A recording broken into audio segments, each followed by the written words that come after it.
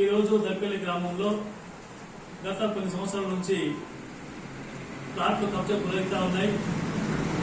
2006లో ఇచ్చినటువంటి పట్ట భూమిని వాళ్ళ పరిస్థితి బాగలేక వాళ్ళు ఇల్లు నిర్మించుకునే స్థితిలో ఉండడం వల్ల అక్కడికి పోలేక ఆ ఇల్లు నిర్మించుకోకపోతే కొద్దిమంది కబ్జాదారులు ఆ భూమిని ఒకరి నుంచి ఒకరికి వాళ్ళే అమ్ముకొని ఇలా లక్షల రూపాయలు ఆర్జిస్తా ఉన్నారు.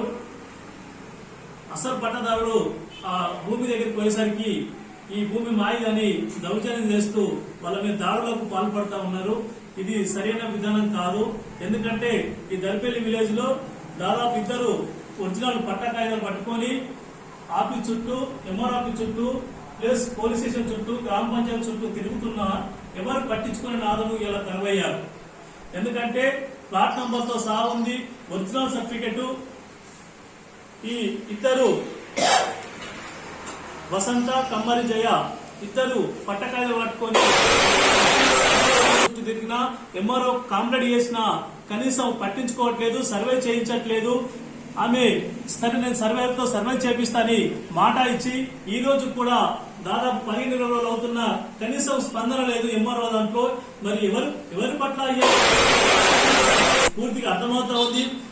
పేదల పక్షాన ఉన్నటువంటి ప్రభుత్వాలు అని చెప్తున్నటువంటి కాంగ్రెస్ ప్రభుత్వం, రేవంత్ రెడ్డి గారు మరి ఈ అధికారులకు ఎందుకు ఆదేశాలు ఇవ్వట్లేదు, ఎందుకు స్పందించట్లేదు అనేది మేము ఎంఆర్ఓ గారిని, గవర్నమెంట్ అడుగుతా ఉన్నాం.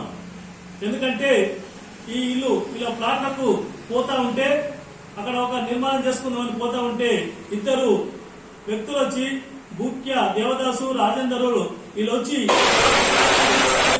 వీళ్ళ మీద దౌర్జన్యం చేస్తూ ఇలా ప్లాట్ను కబ్జా చేసుకుని వీళ్ళ పెత్తనం చేస్తా ఉన్నారు.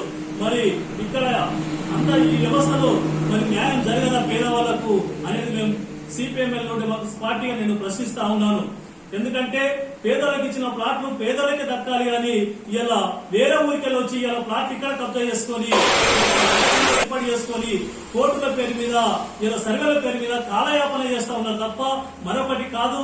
ఎందుకంటే పేదలు ఆ రోజు కూటికి లేక, నివాసం లేక ప్రభుత్వం గుర్తించి ప్లాట్లు ఇచ్చి పట్ట కాయిదాలు ఇచ్చి ఇచ్చినటువంటి పట్ట కాయిదాలు ఇలా చెత్త కుప్పలకు కూడా పనికిరకుండా చేస్తున్నటువంటి ప్రభుత్వం ఇలా చూస్తున్నామంటే మరి వీళ్ళకి ఎవరు న్యాయం చేయాలి అనేది మేము అడుగుతా ఉన్నాం.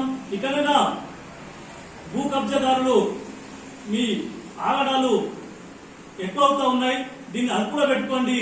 రేపు వీళ్ళంతా ఒకటి అయి మీ పైన దాడి చేసే రోజులు కూడా వస్తాయి. చాలా జాగ్రత్త. ఎందుకంటే ఓపిక నశించినప్పుడు, చట్టాలు న్యాయం చేయనప్పుడు ఒక ప్రతిఘటన పోరాటం కూడా చాలా అవుతుంది. అది మీరు గుర్తించుకోవాల్సిన అవసరం ఉందని గుర్తు చేస్తా ఉన్నాను. ఎందుకంటే మొన్న ప్రశాంత్ కూడా అన్యాయం జరిగింది. ఇలా కోర్టు చుట్టూ తిరిగినా డబ్బు ఓటుకొని, ప్లాట్ ఓటుకొని ఇలా ఇబ్బంది పడతా ఉన్నాడు. ఆ ప్రశాంత్కు న్యాయం జరగట్లేదు. ఇలా వీళ్ళు కూడా వచ్చి ఎంఆర్ఓ ఆఫీస్ చుట్టూ, స్టేషన్ చుట్టూ తిరిగినా న్యాయం జరుగుతలేదు. కాబట్టి వీరికి న్యాయం కోసము వీళ్ళ ప్లాట్లు వీళ్ళను ఎంఆర్ఓ వెంటనే ఈ పట్ట మీద సర్వే చేయించి ఎవరి పట్టా ఉందో, ఎవరి పట్ట ప్లాట్ నెంబర్ ఎంత ఉందో ఆ నెంబర్ ప్రకారం ఎవరి వరకు ఆ మొత్తం సర్వే చేయించి ఎవరి వారికి ఇవ్వాలని మేము ఎంఆర్ఓ గారికి కూడా డిమాండ్ చేస్తా ఉన్నాం. లేకుంటే రేపు జరగబోయే పరిణామాలు ఇలా ఘర్షణలు దారితీసి, కొట్లాటలు దారితీసి ప్రాణ నష్టం జరిగే అవకాశాలు ఉంటాయి. కాబట్టి అది జరగకుండా గవర్నమెంట్ చూడాల్సిన బాధ్యత ఉంది. ఇక్కడ స్థానిక ఎమ్మెల్యే కూడా ఏం పట్టించుకోవట్లేదు. ఇలా దర్పల్లి విలేజ్ లో ఎక్కడ లేనటువంటి అక్రమాలు జరుగుతా ఉన్నాయి, భూ కబ్జాలు జరుగుతా ఉన్నాయి.